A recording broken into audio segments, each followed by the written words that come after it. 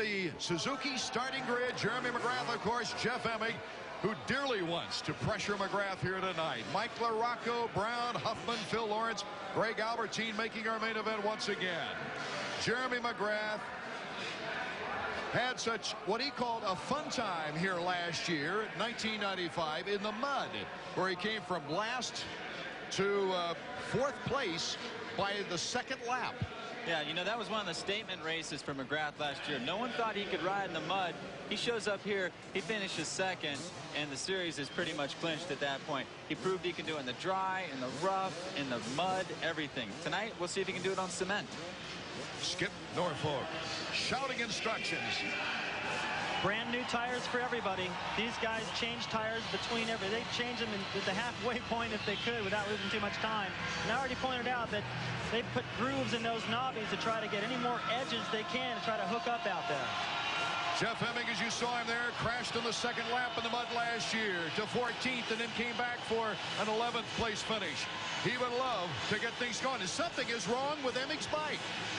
Oh, he's raising his hand. Usually when they do, there's something in front of the gate. He's just pointing to somebody.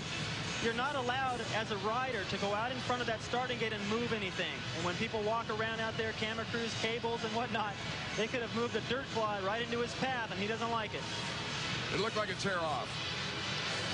If that'll interrupt your concentration, I don't think a tear-off would do anything to the traction, but you don't want to look at it.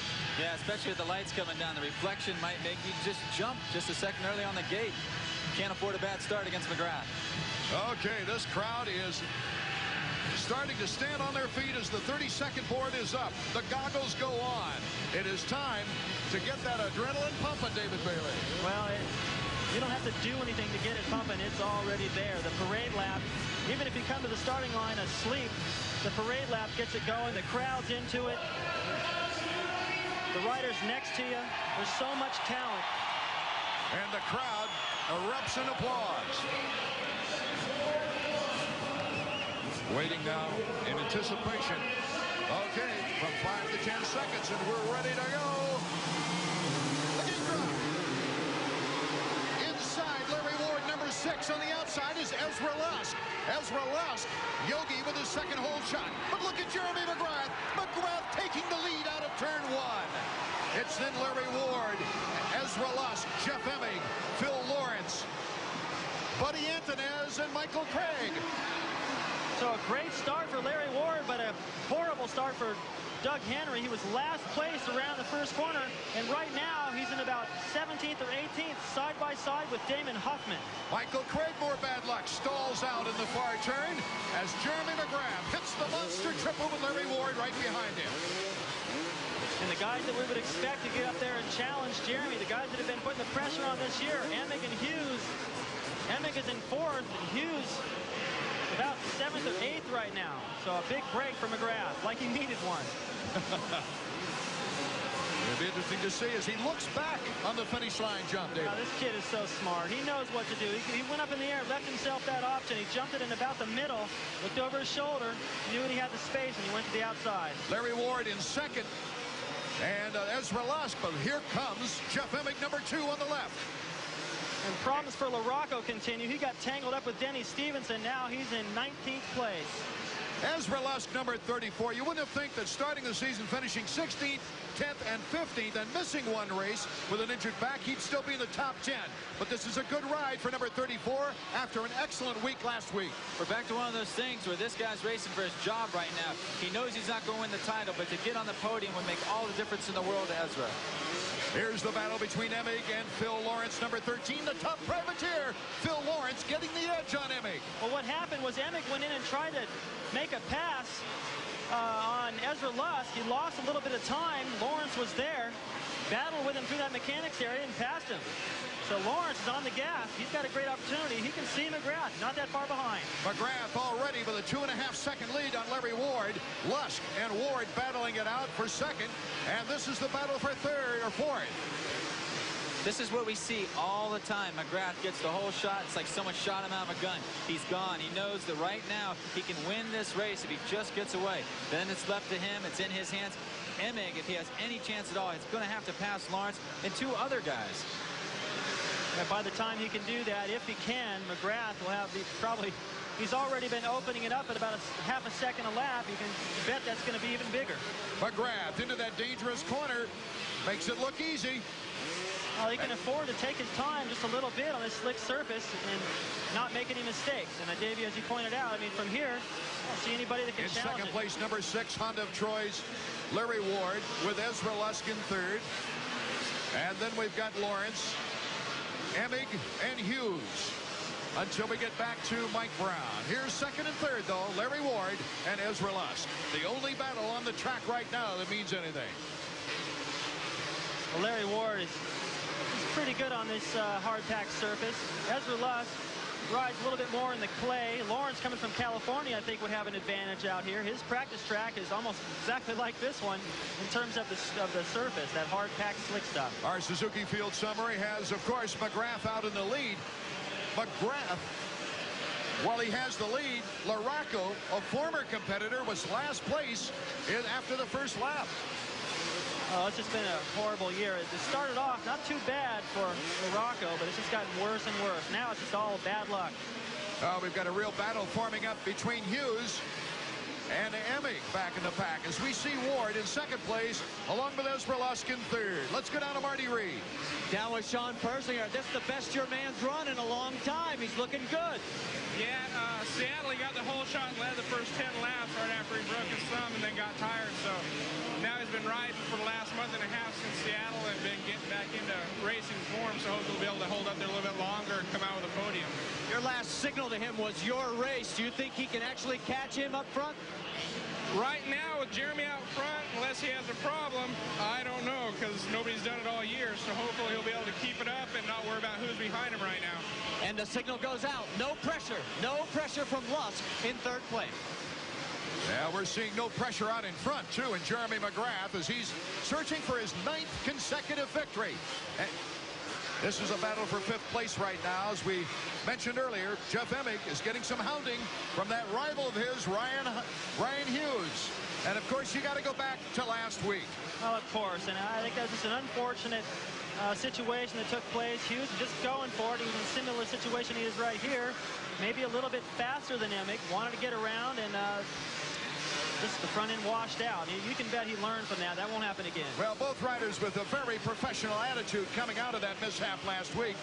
Emig, a professional attitude, admitting that he's been just as aggressive and expects it in return. Well, it looks like Hughes is going to go by him clean this time. Rhino has been faster than Emig all year long through the whoops, and we just saw right there that he was able to do it. Let's get down to Marty Reed with Wyatt. Well, Wyatt's got a sign out there that says, Jeremy away, get going. What do you got to get him to do here? He's got his hands full right now. Well, finally, he got by Emig, so hopefully he pick the pace up a little bit. I mean, Jeremy out front again, riding smooth, and it seems like once he gets a little breathing room, he just seems to go faster. So I'm just trying to get Ryan pumped up. Hopefully pick up a little ground. Hey, get him in a second, I'd be happy right now. That's why it's sealed. Okay, in 5th place, Ryan Hughes, number 5, with Emig now moving back to 6th place. Jeremy McGrath, our leader. It's been McGrath from the start out of turn 1, even though there were 3 riders who had a chance to come out of turn 1 on top. Jeremy made it through. We're looking back at a pack now at Larry Ward, Ezra Lusk, number 34, and number 13 is Lawrence, with Hughes on the run in 5th place. And Hughes is fast through that whoop section. He's gaining time right there. He's already pulled away from Emig. And I think the only place he's doing it is through the whoop section. That's where he's going to be able to make a pass if he can. Jeremy McGrath, Ward, Lusk, Lawrence, and Hughes, our Suzuki Field summary. As we check out Ezra Lusk trying to hold on to that position. Ezra with good speed. Yeah, and we've noticed all night long that every time someone tries to effect a pass on the guy in front of him, he ends up opening the door to the people behind him. Lusk gets close to Larry Ward, only to have Lawrence and now Hughes come right up behind him. McGrath has been opening up. He's got about a 9-second lead now. About a second a lap he's gaining on Larry Ward. It's stayed the same there for a while. But I think right now Larry Ward's a little bit more concerned with Lusk than he is with McGrath. McGrath making it look easy as we take a look at the Honda stopwatch to check out the interval. As we come out of these whoops, we'll check it for you. Larry Ward at 7.3 and Hughes at about 10.2. Well, I think Hughes' only prayer at this point is to try to get past this cluster of riders and finish second. That would be a good ride for him, and it's totally possible. His chances to catch a McGrath, I don't think it's going to happen. Doesn't seem to matter what kind of surface, what kind of configuration, Jeremy McGrath seems the victor. Oh, he's just a maestro. You know, we watch him every weekend, and we try to think of something new, some kind of strategy someone could come up with or whatever. This guy's got an answer for everything. I mean, that's what we should start calling him, the answer. The track builders came out with, oh, let's make it better part of our racing. Make the tracks a little easier, better passing, long whoops. Let's see if that'll jar Jeremy a bit. Didn't have any effect. No, and once they realized that Huffman was faster than he was in Seattle in the whoop section, they started putting in a lot of whoop sections, and then Jeremy just got better at it. 101, the same lap times as the 125. So That's I think he's cruising. He's just cruising right now. Well, then the track builder said, let's make it more difficult. In Houston, no less than 20 riders hit the dirt in Houston. Not Jeremy McGrath. Well, Jeremy, during his win streak, has been good about taking one race at a time. And that doesn't mean that between his race routine stayed the same. This week, there was a big change. I didn't go home back to California. I stayed in Dallas here. A friend of mine, you know, Grayson Goodman, and we hung out and had a great time and rode and did all the things that I normally do at home, but I just did it here. And it's not so fun to stay back when you don't have any friends in the town, but I had a great time. Jeremy McGrath. They used to call him Showtime. They're going to call him Perfect pretty soon. You know, we started talking last week about what would have been unthinkable before the season started for any rider. And that is, can one rider win all the Supercross races in 1 year? Well, after Dallas, the possibility was there to think about it. Should he win here tonight, that possibility just gets stronger. It's like a no-hit pitcher going into the 6th inning now instead of the 5th. Yeah, it's getting deeper and deeper, and we don't want to be the ones that jinx it, but, you know, I don't know what else we could possibly do to mess Jeremy's momentum up. He's going so well. And then you get guys like Larry Ward and Ezra Lusk, you see on your screen right there. These guys are running second, third. They're not even the ones we're supposed to be up there challenging McGrath. The other guys currently in 3rd place. He's improved 1 over last week, finishing 4th in Houston, but now you can see just behind him, number 5, Ryan Hughes, has moved around Lawrence. Hughes is the one that's on the move, I think, right now, and they're approaching that whoop section here momentarily. That's where he's been gaining all his time. Ezra, who had an injury-riddled year last year in his first season in 250s, was coming off, of course, a 125 championship. And he won that championship early right here at Dallas at Texas Stadium. Yeah, I know Suzuki's just waiting for him to take that momentum he had. As he was such a sensational 125 rider, he's just been having a real hard time adapting. It's going to take him another year, maybe 2 years, but he doesn't have that much time. He's had enough chances. Ed Longacre, his mechanic, clapping him on, but look at this rivalry coming on right now. Ryan Hughes has made a move from 6th place and now is challenging Ezra Lusk. Last time Lusk went to the mechanics area, Longacre put on the board, push him. He was talking about Larry Ward. I don't think Lusk is thinking about Larry Ward anymore. Brian Hughes is breathing down his neck. Ryan Hughes cutting to the inside. Oh, he almost had 3rd place. I don't think that was the best place for him to try to affect a pass, because you know what? It's after the finish line where you do your passing. Don't you think it was just showing him that wheel, telling him, hey, I'm here? Well, he was, but Time I think to get nervous? It would have been smarter for Ryan to try to stay close to him, so when they got to the whoop section where he's fast, he might be able to make a pass. Too far away to make it happen this lap. In case you just joined us here for the 250 main from Texas Stadium, it's Jeremy McGrath once again way out in front. Hughes keeping the pressure on Lusk. And now that that's happened, they've both lost time over Larry Ward. So Larry Ward is really putting in a fine ride. We heard that from his mechanic, he led in Seattle, but at that point in his comeback, really, from that wrist injury, he wasn't 100%. He faded. Right now, he still looks pretty strong. Yeah, Larry Ward had a lot of pressure of him going into the season after he finished 2nd last year. He's the vice champion of the 95 Supercross Series, but now he's got nothing to lose. He's blown any chance of the title with the injury, and that was an unfortunate thing. Now he's got nothing better to do but try and get as many podium finishes as he can. Tonight would be his first of the year. Okay, let's go down trackside to Marty Reed. Who you got, Marty? Down there with Ed Longacre. Ed, you keep telling your man to go get Larry Ward, but it looks like he's got his hands full with Ryan Hughes. Well, I just need to keep him focused to race forward, not worry about who's behind him right now. That's basically all he needs to do. Well, that's Ed Longacre's strategy, but I'll tell you guys, they're going toe-to-toe out there. Absolutely. Ryan Hughes, after bobbling a little bit earlier on the track, is coming back on last. Phil Lawrence, incidentally, running in 6th position, went down and lost another spot. Here comes Ryan Hughes on the inside of the triple. Bar to bar. Lusk looks over to him and gives away. Well, what set that up was a little mistake by Lusk. Exiting that mechanics area, getting ready for that little tricky triple there. Got sideways in some of that blue groove stuff, opened up the door for Hughes. Now I think there's enough time for Hughes to catch Larry Ward. He's a little faster. Hughes in a podium position right now. He has 2 other podiums this year, a 3rd place last week in Houston and a 3rd place in San Diego, when he had a 17th place start and made it all the way back to the podium. The 22-year-old from Escondido, California. That's just outside of San Diego. Seems like Hughes has been around for a long time. It's hard to believe he's only 22 years old, but that's good news, though. He's got a lot of years left. We can bet he's going to get up there and get it figured out and challenge Jeremy. They ride together a little bit. They're friends. It'd be kind of cool probably for Ryan and for Jeremy if he could get around Larry Ward. They could go 1-2 here. You know, using your imagination now, because things are so spread out, it's a situation where Ryan Hughes or anyone with the track looking like almost like asphalt, anything could happen when you get around some of the lappers.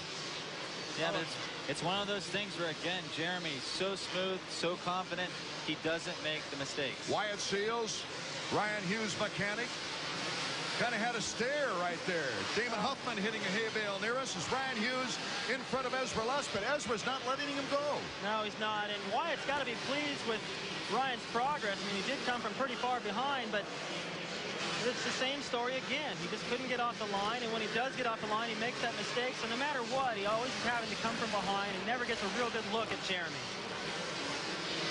I wonder if Rhino spent too much time behind Ezra, though, to even catch up to Larry Ward now, because Larry Ward seems to have relaxed a little bit. He was riding a little tense there for a while, but now that he's got some ground, it's hard to make up time on this track. One wonders in a main event like this if Larry Ward has the endurance. Larry Ward making a little slip going into the corner as we take a look at our leader right now, Jeremy McGrath. McGrath is lapping Doug Henry. That's nothing against Doug Henry. He's coming back from an amazing surgery from a broken back last year. Jeremy McGrath pretty well taking it easy, timing everything to his liking. Well, it's just got the automatic pilot on right now. He's able to hit his lines. He's taking his time. A moment ago, we saw the yellow flags, and Jeremy completely backed off to make sure what the situation was before he went forward. That's a smart thing. Ryan Hughes is picking up on Larry Ward coming out of those whoops. I think the smart thing for Larry Ward right here is that, you know, do your best. Don't try to push it too hard. And if Hughes is faster, well, that's just the way it goes. Get a third. You're still on the podium, and you're building confidence for the rest of the season. Yeah, it looks like Art was exactly right. Larry doesn't seem to have the fitness now. I thought that he'd relax, but that one mistake we saw down here in the corner earlier, that really cost him. Going into that dangerous turn right there was where he made that mistake, and Ryan Hughes picks up some time on him once again. So here is our battle for second place. Ryan Hughes gunning for his best position so far this year. Let's see if this time Hughes... Ryan Hughes cutting inside. Sorry, Davey. That's okay. I was going to say, let's see if this time Hughes can get a wheel in front of him instead of waiting after the finish line. It worked perfect. Ward's having a great ride, but Hughes is just much faster and much more confident right now. Ryan Hughes in the best position of the season for him now as he tries to climb up the points ladder. We're going to leave this main event from the 250 action of Texas Stadium with Jeremy McGrath, Hughes, Ward, Lusk, and Emig, the order. Right after these words, we'll be back.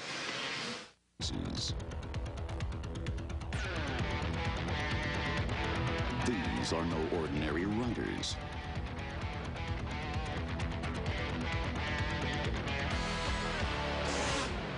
And this was no ordinary year.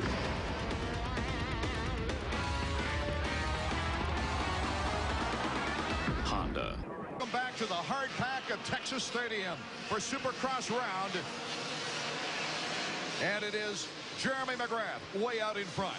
Right now, we're looking at the second-place rider to the left of your screen. Now coming over the finish line jump, Ryan Hughes, followed by Larry Ward.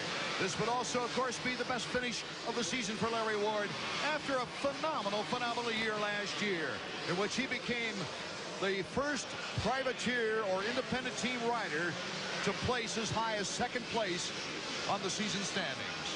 That was a phenomenal run for Larry Ward last year, but a lot of pressure coming into this season, and the injury didn't help matters much. And you know, that's what really impresses me about McGrath, is the fact that year after year, with the pressure, with the expectation, with the law of averages, really, with what's he do to keep motivated? The guy keeps on winning not only the championships, but every single race.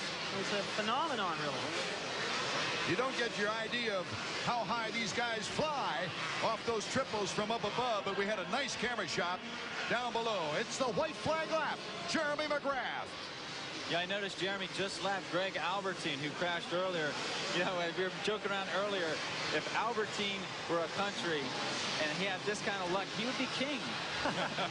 Well, now it's pretty close in that battle for second right here. Ryan Hughes got around Larry Ward, probably felt like, well, that's the end of that. Larry Ward has not let him get away. He's within striking distance in the final lap. Ezra Lusk is gunning for fourth. You know, a win here in Dallas could eliminate 1/3 of the riders who have scored points this year. Only 11 riders with 6 races remaining have a mathematical chance at winning the title, as Jeremy McGrath has simply dominated this season with a perfect record. The last lap for Jeremy McGrath. Hughes still in second, Ward in third, with Lusk in fourth. McGrath jumping completely over that tabletop jump, still on the final lap. Jeremy McGrath would become the first rider, and has become the first rider to win 2 here at Texas Stadium in the 5-year history of the event here in Texas. And so it's Hughes in second, Ward in third, Lusk in fourth. It looked like Emig in fifth and Lawrence in sixth, with Huffman coming up to 7th. So the sore wrist really hampering Damon Huffman during today's race. Also a horrible start, too, nearly dead last. Bradshaw, a bad start. Henry, a bad start. Although Henry was up to 10th early in the race, he slipped back. So still not up to speed physically, I don't think. McGrath has got to be stoked. 9 in a row, and as you saw him come across the finish line, Lusk looked a little disappointed with slipping from 3rd to 4th. McGrath getting a victory here in his first 250 season in 1993. Crashed in the last lap with MK in 94. Had a horrible start in the mud in 95, but finished second, but has come back with a victory to keep his string alive. And we'll be hearing words of wisdom from number 1 when we get back to Texas Stadium. ESPN2 has been brought to you by Honda Motorcycles and ATVs. Get to your dealer now for the lowest deals of the year. And by Suzuki. Right now, your Suzuki dealer has the ride you've been waiting for and the financing to get it. Just another tribute to a great champion as Jeremy McGrath wins his 9th consecutive Supercross in 9 tries. Ryan Hughes, his best finish of the year. Larry Ward, his best finish of the year in 3rd place. And Ezra Lusk equaling his best finish of the year. Let's go down to Marty Reed. Well, they call him Rhino, but he was like a bull in a china shop. What a comeback there. And we talked to Wyatt. He said, hey, he'd be real pleased if you came home second. Congratulations. Yeah, I kind of got a bad start, but I just tried riding real smooth. I just followed everybody until I knew a place to pass, and you know that worked out. I just didn't try forcing anything. I just waited each lap until I knew where I could pass them, and it worked. Well, congratulations on second place. Let's talk to the man with another notch on the belt, number 38. The record just keeps going and going. How much, we talked about the tires right before the start of the race. How much did that change help?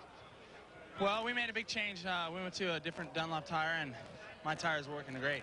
I mean, I didn't slide out there, none. I mean, the track was real slick, and I felt really consistent the whole 20 laps, and I think that's for sure what did it for me.